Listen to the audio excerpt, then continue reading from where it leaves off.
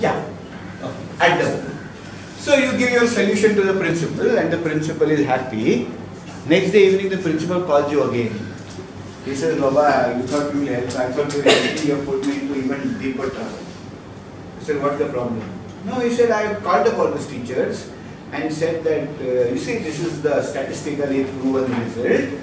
So there are A, B, C and 3 groups of teachers, and but they are not agreeing. You see why? So one of the group of teachers, there are 2 reasons. One group of teachers said the other 2 group of teachers who this result goes against are not accepting this result. They said, what's the problem? They said, no, there is a school circular which says that you can't have tests out of 10 marks, right? So they are not accepting those results, right? They said that tests have to be minimum out of 100 marks.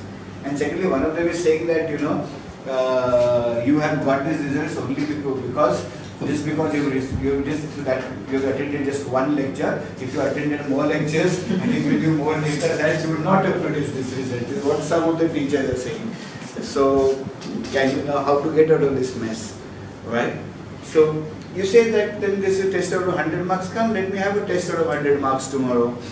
But the principal says that's not possible. Today was the last day of school. You say, okay, let the students come back on the next term. But say that's also not good enough, because if you tell us what to do right now, we'll use the vacations to plan, right? So what to do?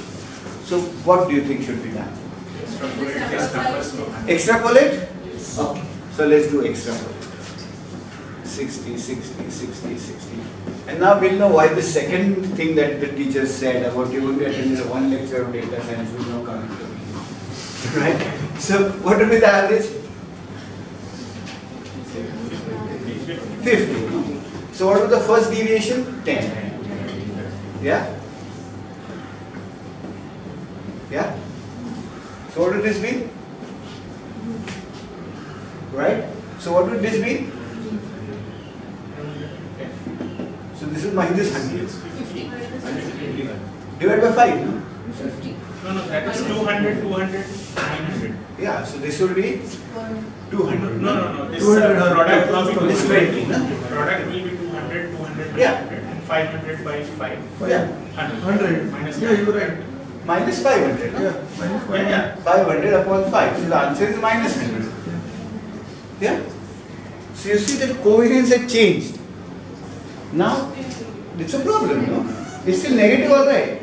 But it's a problem, because the problem is, what is the covariance supposed to measure? It is supposed to measure the association between students' abilities in maths and students' abilities in literature. Right? Whether 10 marks or 100 marks. Yeah, chai, no? Whether you use a 10 mark test or a 100 mark test should not really matter, because you are trying to measure the association between outcomes.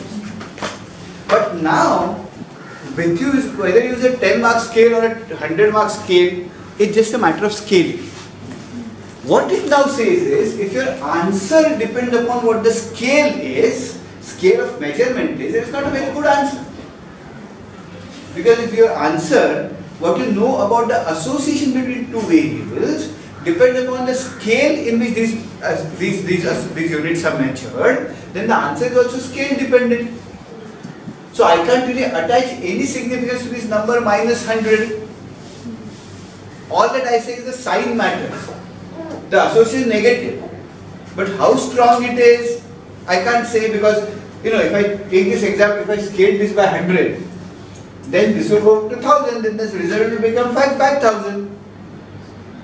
If I scale this by 0.1, then the result will become even smaller. Right, so the actual number I have there doesn't seem to be making any sense. That number seems to depend upon what is the unit of measurement. Right, so that's a problem with the measure of covariance. It depends upon the units in which you measure x and y. Okay?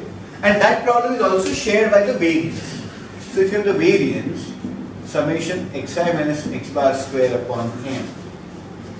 If I multiply each x by 10, then this x will get multiplied by 10, this x bar will get multiplied by 10, so this gap will get multiplied by 10, this is square, so 10 square, 100.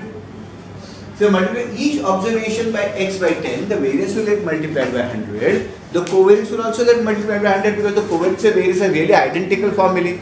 Except that instead of writing xi minus x bar square, I write xi minus x bar into y minus y bar. Right? The standard deviation gets multiplied by not 10 square by 10, this is square root. So you multiply each value of x and y by 10. The covariance will get multiplied by 100. The variance of x will get multiplied by 100. Variance of y will get multiplied by 100. The standard deviation of x will get multiplied by 10. The standard deviation of y will get multiplied by 10. Okay, this was a fact which struck an old man called Carl Pearson, okay, and who actually then said that we can actually solve this issue of scale dependence if you take the covariance between x and y, you write it like this, and divide it by the square root of the variance of x, square root of the variance of y. Because, now see what happens in this new formula. If I multiply each value of x and y by 10, this will get multiplied by 100. This will get multiplied by 10. This will get multiplied by 10. So this will get multiplied by 100 up to 100. Numerator will multiply by the same fraction. Denominator will multiply by the same fraction. And the ratio will remain unchanged. So the scale effect will go away. Right? So if you modify the measure of covariance like this, it is called the coefficient of correlation. Right? So the correlation coefficient is nothing but the measure of covariance adjusted to make it independent of scale. Okay? We'll now have a small tea break. We'll come back after the tea break. This is coefficient of correlation. Correlation. Coefficient of correlation. Yeah, we have some called the coefficient of correlation. Right? So it's just the covariance, but covariance adjusts for the fact that covariance depends upon scale. Right? Sure? So we'll take a small break. Be careful, there is some dog.